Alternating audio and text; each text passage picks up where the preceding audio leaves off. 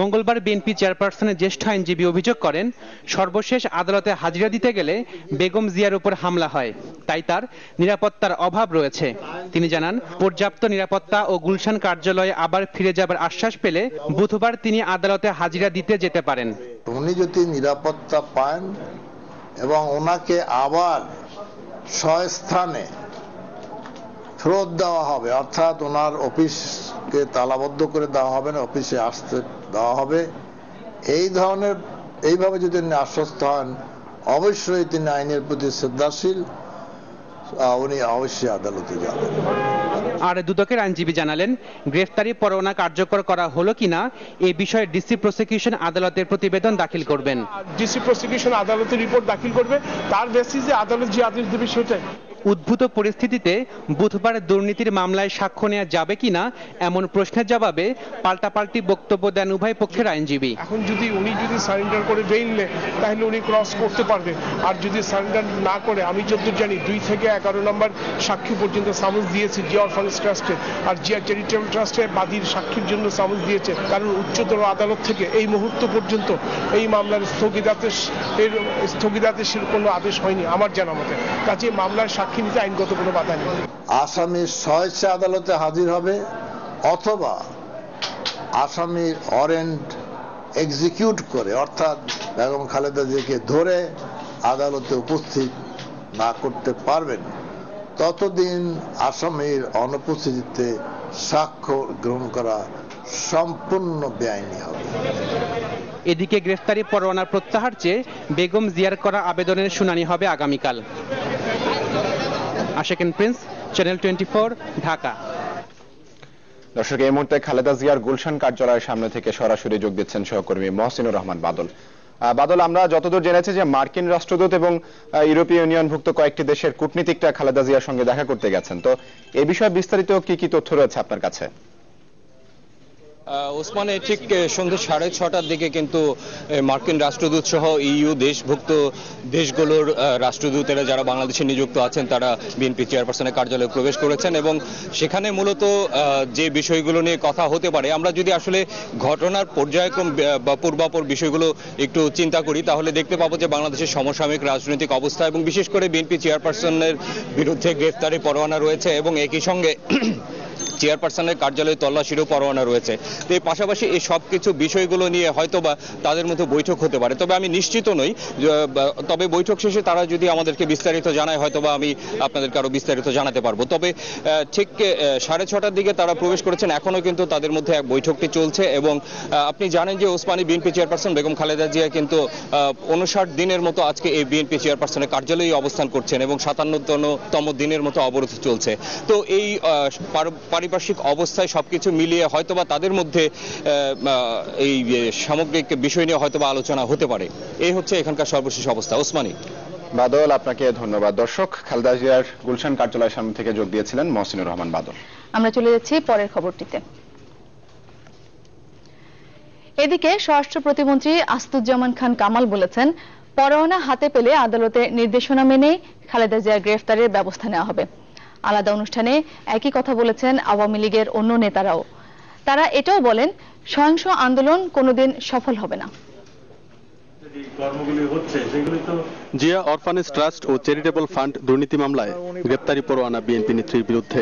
গ্রেপ্তারি পরোয়ানাটা এখনো আমাদের হাতে পৌঁছায়নি। সচিবালয়ে স্বরাষ্ট্র প্রতিমন্ত্রী জানান, খালেদা জিয়ার গ্রেপ্তারি পরোয়ানা হাতে এলে অবশ্যই পালন করা হবে আদালতের নির্দেশ। আইন সবার জন্যই সমান, আমি সেটা সবসময় বলি এবং কোর্টের নির্দেশনা অনুযায়ী আমরা সবকিছু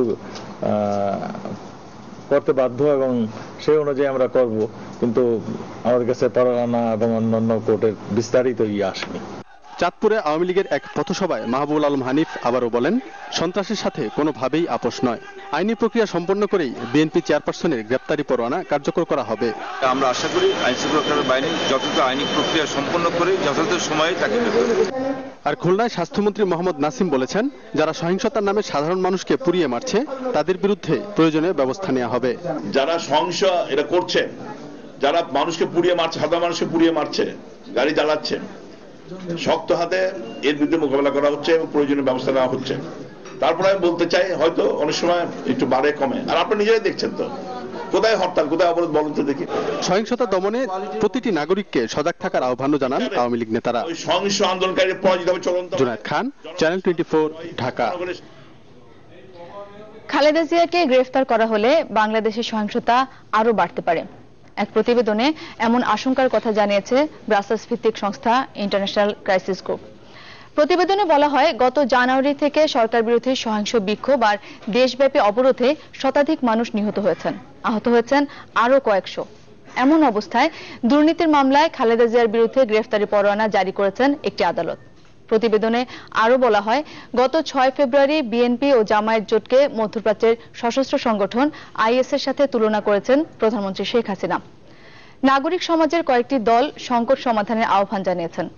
গত মাসের মাঝামাঝি জাতিসংঘের মহাসচিব বান কি মুন দুই দলকে গঠনমূলক আলোচনারও আহ্বান জানিয়েছেন। লেখক ও ব্লগার অভিজিৎ হত্যায় প্ররোচনা দেওয়ার অভিযোগে শাফিউর রহমান ফারাবীকে 10 দিনের রিমান্ডে নিয়েছে গোয়েন্দা পুলিশ। গোয়েন্দা পুলিশের যুগ্ম কমিশনার মনিরুল ইসলাম বলেছেন যে বিভিন্ন ব্লগারকে হুমকি দিতেন তিনি আরো জানান, অভিজিৎ হত্যার তদন্তে সহায়তা করতে চলতি সপ্তাহেই ঢাকায় আসবে মার্কিন তদন্ত সংস্থা FBI এর একটি প্রতিনিধি দল। মঙ্গলবার দুপুরে সিএমএম আদালতে নেওয়া হয় মুক্তমনা ব্লগের প্রতিষ্ঠাতা ও লেখক অভিজিৎ রায় হত্যার প্রধান সন্দেহভাজন শাফিউর রহমান ফারাবীকে। চাওয়া হয় 10 দিনের রিমান্ড। মহানগর হাকিম রেজাউল করিম গোয়েন্দা পুলিশের আবেদনের উপর শুনানি শেষে তা মঞ্জুর করেন। অবশ্য ফারাবীর পক্ষে কোনো আইনজীবী আদালতে ছিলেন না।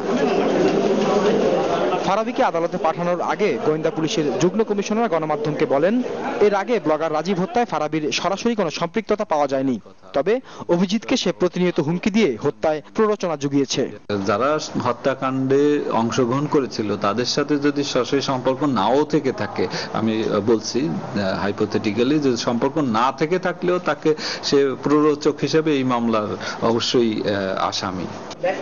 বইমেলা থেকে সংগ্রহ করা সিসিটিভি ফুটেজ দেখে খুনি শনাক্ত করা যাচ্ছে না বলে জানান এই গোয়েন্দা কর্মকর্তা। বলেন, অভিজিতের স্ত্রী বন্যার সাথে কথা বলেও মেলেনি তেমন কোনো তথ্য। আমরা বুঝতেও পারি যে উনি নিজেও ট্রমাটিক ছিলেন, আহত অবস্থায়। উনি কোনো আসামি সম্পর্কে কোনো সুনির্দিষ্ট তথ্য বা শনাক্ত করার মতো কোনো তথ্য আমাদেরকে আসলে দিতে পারেন নাই। মনিরুল ইসলাম জানান, অভিজিৎ ও বন্যা দুজনেই মার্কিন নাগরিক হওয়ায় খুনের তদন্তে এই সপ্তাহেই দেশে আসবে যুক্তরাষ্ট্রের গোয়েন্দা সংস্থা FBI। FBI এখনো আসেনি, FBI আসবে। আসলে তাদের সাথে হয়তো আমরা শুনেছি যে FBI আসছে, মানে আসবে এই সপ্তাহেই হয়তো বা শেষ দিকে আমাদের সাথে তদন্তকারী সংস্থার সাথেই মূলত তারা বসবেন। 26 ফেব্রুয়ারি অভিজিৎ ও বন্যাকে কুপিয়ে আহত করার সময় ঘটনাস্থলের আশেপাশের পুলিশ সদস্যদের কোনো গাফিলতি ছিল কিনা সে বিষয়ে আগামী 2 দিনের মধ্যে প্রতিবেদন পাওয়া যাবে বলে জানায় গোয়েন্দা পুলিশ। পরে সচিবালয়ে স্বরাষ্ট্র প্রতিমন্ত্রী বলেন, ফারাবীকে গ্রেফতারের মধ্য দিয়ে অভিজিৎ হত্যার মূল আসামিদের চিহ্নিত করার প্রক্রিয়া শুরু হয়েছে। আরো সন্দেহভাজন যারা আছে তাদেরকে আমরা খুব শীঘ্রই গ্রেফতার করে ফেলতে পারবো এবং গ্রেফতার করার পরেই এর সবকিছু আমরা উদ্ঘাটন করতে পারবো। রাশেদ নিজাম, চ্যানেল 24, ঢাকা। রাজধানীর আগারগাঁওয়ে সড়ক দুর্ঘটনায় ছাত্র নিহতের প্রতিবাদে সড়ক অবরোধ ও যানবাহন ভাঙচুর করেছে শিক্ষার্থীরা। সকাল 10টার দিকে বিশ্ববিদ্যালয়ের দ্বিতীয় গেটে বাস থেকে নামার সময় শেরে বাংলা কৃষি বিশ্ববিদ্যালয়ের শিক্ষার্থী আলিফকে ধাক্কা দেয় অপর একটি বাস। তাকে আহত অবস্থায় রাজধানীর পঙ্গু হাসপাতালে নেওয়া হলেও বাঁচানো যায়নি। বিশ্ববিদ্যালয় কর্তৃপক্ষের আশ্বাসে প্রায় 3 ঘন্টা পর অবরোধ তুলে নেয় শিক্ষার্থীরা। আবারও সড়ক দুর্ঘটনায় নিহত হলেন শেরেবাংলা কৃষি বিশ্ববিদ্যালয়ের শিক্ষার্থী, যার প্রতিবাদে সহপাঠীদের এই বিক্ষোভ। অবরুদ্ধ আগারগাঁ শ্যামলী সড়ক। পরীক্ষায় অংশ নিতে শেরেবাংলা নগর বিশ্ববিদ্যালয়ের 2 নং গেটের সামনে বাস থেকে নামার সময় পেছন থেকে বিহঙ্গ পরিবহন নামের আরেক বাসের নিচে পিষ্ট হন কৃষি অনুষদের প্রথম বর্ষের শিক্ষার্থী আলী আহমেদ আলিফ। আগারগাঁয়ের পঙ্গু হাসপাতালে নেওয়া হলে তাকে মৃত ঘোষণা করা হয়। নিহতের পরিবার ও বিশ্ববিদ্যালয়ের প্রশাসনের আহ্বানের জবাবে প্রথম বর্ষের শিক্ষার্থীদের দাবি দুর্ঘটনাস্থলেই হতে হবে জানাজা। ফলে এবার অবরুদ্ধ হয় শেরেবাংলা নগরের মূল সড়ক। একই স্থানে বারবার শিক্ষার্থী নিহতের ঘটনায় বিক্ষুব্ধ সহপাঠীরা। নিরাপত্তার জন্য যা যা ব্যবস্থা গ্রহণ করা প্রয়োজন আমরা সেই সমস্ত দাবি করছি। আমাদের সরকারের কাছে দাবি তারা যাতে অনতিবিলম্বে আমাদের দাবিগুলি তারা বাস্তবায়ন করে। আমাদের দাবি মানা পর্যন্ত আমরা এখানে অবস্থান করব। বিশ্ববিদ্যালয় কর্তৃপক্ষ জানায় শিগগিরই 2 নং গেটে ফুট ওভার ওভারব্রিজ নির্মাণের বিষয়ে সরকারের কাছ থেকে আশ্বাস পাওয়া গেছে। বর্তমান স্বরাষ্ট্র প্রতিমন্ত্রী, ওনার সাথে আমরা কথা বলছি, উনি বলে গেছেন যে যত দ্রুত সম্ভব এখানে যাত্রী শ্রেণীর ব্যবস্থা করা, প্লাস এখানে একটা ওভারব্রিজের ব্যবস্থা করা উনি বলছে, এবং এই ভবিষ্যতে এই ধরনের ঘটনা যাতে না ঘটে সেগুলো প্রয়োজনীয় ব্যবস্থা নেওয়ার জন্য উনি ব্যবস্থা করবেন আর কি। পুলিশ জানায় ঘাতক বাসটি আটক করা গেলেও পলাতক আছে চালক ও তার সহকারী। সে বাস থেকে নামছিল, বিহঙ্গ পরিবহন থেকে নামছিল, তো নামার পর সম্ভবত এই বাসই তাকে হিট করেছে, সে হিট খেয়ে পড়ে যায় এবং ইনজুর্ড হয়, পরবর্তীতে মারা যায়। বাসটাকে আমরা আটক করেছি, চালককে আমরা পাই নাই, চালক পালিয়ে গেছে। বিশ্ববিদ্যালয় প্রশাসনের আশ্বাসের পর দুপুর 1:45 নাগাদ শিক্ষার্থীরা অবরোধ তুলে নিলে স্বাভাবিক হয় যান চলাচল। মুরসালিন জুনায়েদ, চ্যানেল 24, ঢাকা। চলমান অবরোধের পাশাপাশি টানা 72 ঘন্টার হরতাল বাড়িয়ে শুক্রবার সকাল 6টা পর্যন্ত পালনের ঘোষণা দিয়েছে বিএনপি নেতৃত্বাধীন 20 দলীয় জোট। বিকেলে দলের যুগ্ম মহাসচিব সালাউদ্দিন আহমেদ গণমাধ্যমে পাঠানো এক বিবৃতিতে এই ঘোষণা দেন। এতে বলা হয়, বিএনপি ও জোটের সিনিয়র নেতা ও সকল রাজবন্দীর মুক্তির দাবিতে হরতাল বাড়ানো হয়েছে। এছাড়া আগামী বৃহস্পতিবার সারা দেশে গণমিছিল করার কথাও জানান সালাউদ্দিন আহমেদ। আগামীকালের এসএসসি ও সমমানের পরীক্ষা স্থগিত করা হয়েছে। বিকেলে শিক্ষা মন্ত্রণালয়ের সিনিয়র তথ্য কর্মকর্তা সুবোধ চন্দ্র ঢালির সই করা এক প্রেস বিজ্ঞপ্তিতে এই তথ্য জানানো হয়। বুধবারের পরীক্ষার পরবর্তীত সময়সূচি পরে জানানো হবে বলে বিজ্ঞপ্তিতে উল্লেখ করা হয়েছে। বিএনপি নেতৃত্বাধীন 20 দলীয় জোটের ডাকা হরতাল আগামী শুক্রবার পর্যন্ত বাড়ানোর ফলে পরীক্ষা স্থগিতের এই সিদ্ধান্ত নেওয়া হয়। এই নিয়ে চলমান অবরোধ হরতালে এসএসসি ও সমমানের 13টি বিষয়ের পরীক্ষার তারিখ পরিবর্তন করা হলো। বিএনপি নেতৃত্বাধীন 20 দলীয় জোটের এ দফায় 72 ঘন্টা হরতালের তৃতীয় দিনে নাশকতার আগুনে প্রাণ গেল এক কাভার্ড ভ্যান চালকের। সকালে চাঁপাইনবাবগঞ্জের কানসার্টে পেট্রোল বোমায় দগ্ধ হয়ে মারা যান শিপন নামে ওই শ্রমিক। এতে মারাত্মকভাবে দগ্ধ হন কাভার্ড ভ্যানের হেলপার। এদিকে হরতাল ও টানা অবরোধে 57তম দিনে আজ নোয়াখালী ও জয়পুরহাটে বাসে আগুন দিয়েছে দুর্বৃত্তরা। বিচ্ছিন্ন ঘটনার মধ্য দিয়ে শেষ হয়েছে বিএনপি নেতৃত্বাধীন 20 দলের ডাকা 72 ঘন্টা হরতালের তৃতীয় দিন। এদিন নাশকতার আগুন কেড়ে নেয় আরো একজনের প্রাণ। মঙ্গলবার ভোরে চাঁপাইনবাবগঞ্জের কানসার্ট এলাকায় কাভার্ড ভ্যান লক্ষ্য করে পেট্রোল বোমা ছোড়ে দুর্বৃত্তরা। এতে ঘটনাস্থলে মারা যান ভ্যান চালক শিপন, গুরুতর দগ্ধ হন হেলপার শাকিল।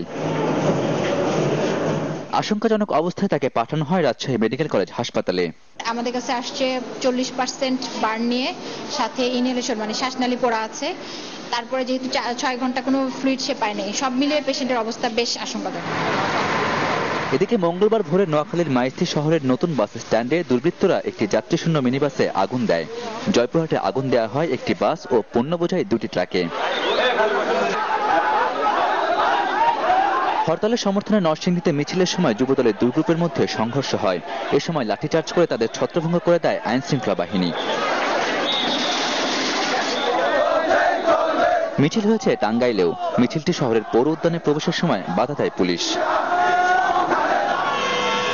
তবে টানা হরতাল অবরোধেও স্বাভাবিক রাজধানীর যান চলাচল, ছেড়ে যাচ্ছে দূরপাল্লার বাসও। ইশতিয়াক আহমেদ, চ্যানেল 24। দেশীয় ব্যাংকগুলোতে যখন নগদ টাকার ছড়াছড়ি, তখন সরকার গঠিত হার লোন কমিটি বিদেশি ঋণ নেওয়ার অনুমোদন দিচ্ছে দেদারসে। কিন্তু শর্ত অনুযায়ী সেই ঋণে গড়ে উঠছে না নতুন কোনো প্রতিষ্ঠান, বাড়ছে না কর্মসংস্থানও। বাংলাদেশ ব্যাংকের সাম্প্রতিক পরিদর্শনে এমনটাই প্রমাণ মিলেছে। সবশেষ অনন্ত অ্যাপারেলস নামের একটি প্রতিষ্ঠান $80 লাখ বিদেশি ঋণ নিয়ে দেশীয় ব্যাংকের দেনা শোধ করেছে। গ্রুপটির বিষয়ে ব্যবস্থা নিতে বিনিয়োগ বোর্ডকে চিঠি দিয়েছে বাংলাদেশ ব্যাংক। বিদেশি ঋণের 9-6 নিয়ে মজুমদার বাবুর ধারাবাহিক প্রতিবেদনের আজ দেখুন প্রথম পর্ব। অনন্ত অ্যাপারেলসের নয়াবাড়ি ফ্যাক্টরি, এই ফ্যাক্টরিটি সম্প্রসারণের জন্য বিনিয়োগ বোর্ডের অনুমোদন নিয়ে বিশ্বব্যাংকের সহযোগী প্রতিষ্ঠান আইএফসি এবং নেদারল্যান্ডসের এফএমও ব্যাংক থেকে $12.5 মিলিয়ন মার্কিন ডলার সমমূল্যের 99 কোটি টাকা বিদেশি ঋণ পায় প্রতিষ্ঠানটি। ঋণের শর্ত ছিল এই অর্থ স্থানীয় ও বিদেশি উৎস হতে মেশিনারি ও যন্ত্রপাতি আমদানি বা কেনার জন্য ব্যবহৃত হবে, যার মধ্যে ঋণের প্রথম কিস্তির $80 লাখ সমমূল্যের 62 কোটি টাকা জমা হয় প্রতিষ্ঠানটি স্ট্যান্ডার্ড চার্টার্ড ব্যাংকের হিসাবে। কিন্তু ঋণের টাকায় কেনা হয়নি কোনো যন্ত্রপাতি, তাই এই ফ্যাক্টরিতেও নতুন কোনো ইউনিট সংযুক্ত হয়নি। যে অবস্থায় চালু আছে। বাংলাদেশ ব্যাংকের তদন্তে দেখা যায় অনন্ত অ্যাপারেলস মাত্র 6% সুদে বিদেশি ঋণ পাওয়ার দিনই স্ট্যান্ডার্ড চার্টার্ড ব্যাংক থেকে 14% সুদে নিয়ে আগের 22,57 লাখ টাকা পরিশোধ করে। পরদিন প্রায় 15% সুদে নেওয়া প্রাইম ব্যাংকের 34,40 লাখ এবং ইস্টার্ন ব্যাংক থেকে নেওয়া 5 কোটি টাকা ঋণ পরিশোধ করে। যদিও এই ঋণের টাকায় আগের ঋণ পরিশোধ করার কথা সম্পূর্ণ অস্বীকার করেন প্রতিষ্ঠানটির পরিচালক আসিফ জহির।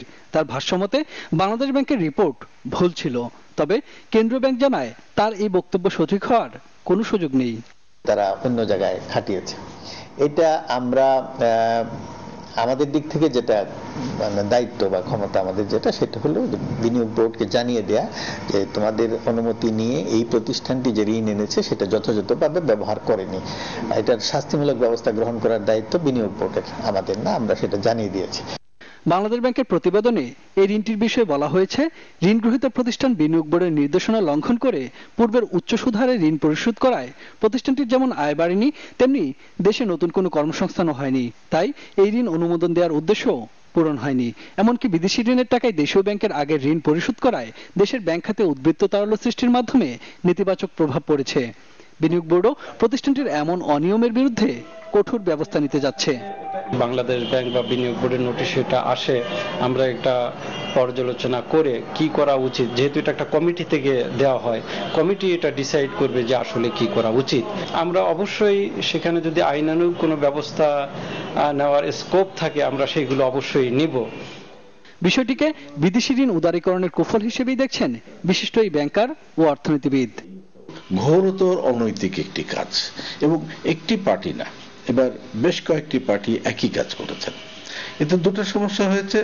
একটা হলো যে কারণের জন্য দেওয়া হলো সেটা হলো না, আরেকটা হলো দেশের মধ্যে প্রচুর তারল্য রয়ে গেছে, লিকুইডিটি রয়ে গেছে, এটারও বেড়ে গেল, কারণ অ্যাডজাস্ট করার ফলে লিকুইডিটি তো বেড়ে যাবে। তো এটা মোটেই কাম্য না, এবং আমরা মনে করি যে হার্টার লোন কমিটি এর থেকে শিক্ষা গ্রহণ করে যে ক্ষতি করে ফেলেছেন তারা, এটার জন্য আমরা তাদের নিন্দা জানাই কমিটির, এবং ভবিষ্যতে যাতে না করেন এই জন্য তাদের সতর্ক হতে বলি। তিনি মনে করেন এসব ঘটনার দৃষ্টান্তমূলক শাস্তি হওয়া উচিত। বাংলাদেশের নতুন ব্যবসায়ী এরা কিন্তু ওই লাইন ক্রস করে ফেলেন। মজুমদার বাবু, চ্যানেল 24, ঢাকা।